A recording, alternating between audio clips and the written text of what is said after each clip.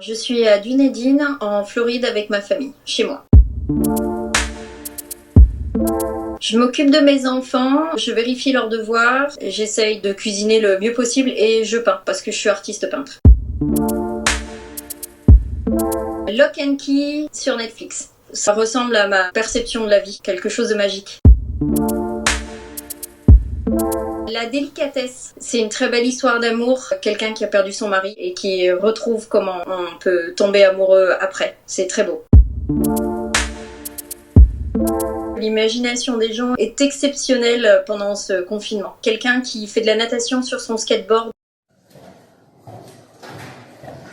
Il fait comme s'il était DJ avec sa plaque de cuisson. Je trouve ça très amusant.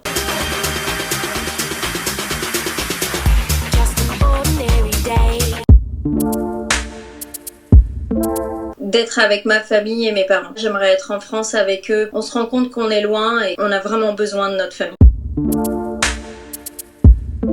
J'appelle ma mère tous les jours. Mes amis, mes frères et sœurs, je téléphone à tout le monde quasiment tous les jours.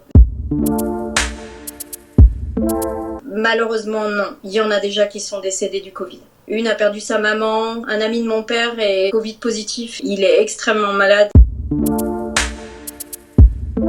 Les gens ont du mal à réaliser ce qui se passe. On est très confus dans ce qu'on a le droit de faire ou pas faire. Le coiffeur devait fermer. Maintenant, les coiffeurs peuvent ouvrir. On nous dit ne pas aller à l'église. Et maintenant, on a un nouvel ordre du gouverneur qui dit que finalement, c'est essentiel avec des rassemblements de 400 ou 1800 personnes. Un jour, on nous dit quelque chose. Le jour d'après, ça change. J'ai été très malade, je suis restée à la maison, ne sachant pas si j'ai eu le Covid ou pas. C'est grâce à mes amis médecins en France qui m'ont dit que j'avais des signes du Covid, donc je devais me mettre en quarantaine, ce que j'ai fait. Et je reste au moins 20 jours à l'intérieur. Et quand je sortirai avec un masque et des gants, parce que je n'ai pas envie d'être le vecteur du virus pour quelqu'un d'autre. Malheureusement, on ne nous dit pas ce qu'il faut faire.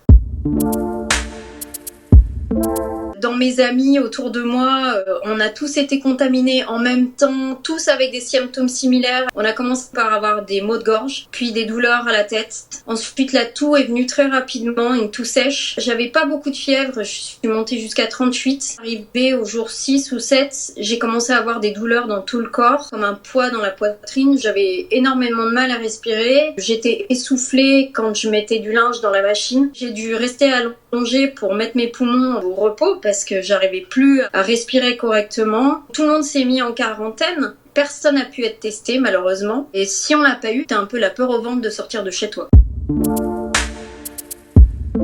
J'avais peur de partir à l'hôpital, de pas en revenir, peur de la note malgré mon assurance. J'ai peur pour le système de santé, pour tous ceux qui sont ici. Je me dis comment on va faire ?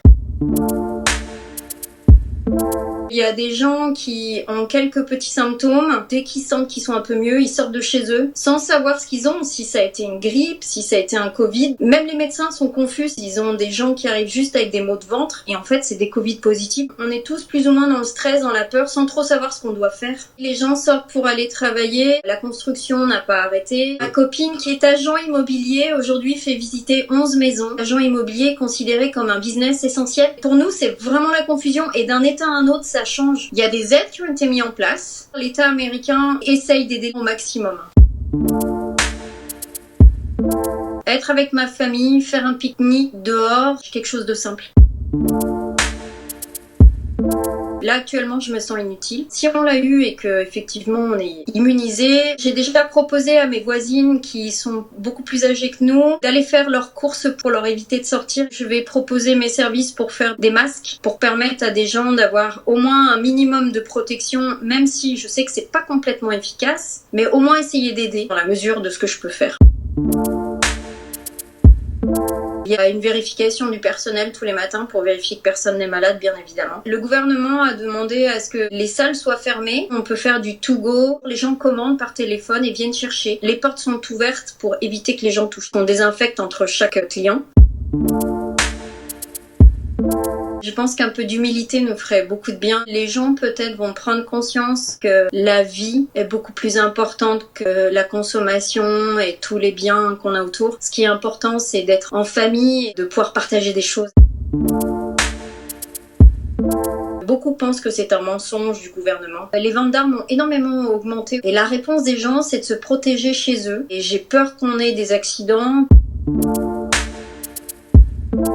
Je suis super agréablement surprise. Les profs font tout le boulot. J'ai pas beaucoup à être derrière. Ils sont en vidéoconférence tous les jours à 9h avec leur maîtresse qui, je ne sais pas comment, fait respecter l'ordre avec 22 à 25 élèves. Même le sport. Ma fille doit créer des chorégraphies, s'enregistrer et renvoyer aux profs. L'art, ils font des projets à la maison et les renvoient. C'est vraiment bien fait.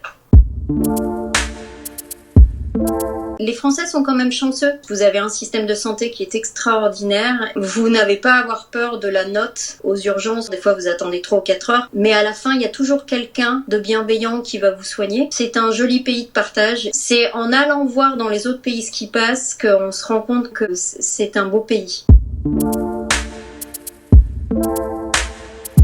Je te montre mon atelier où c'est un peu le bazar.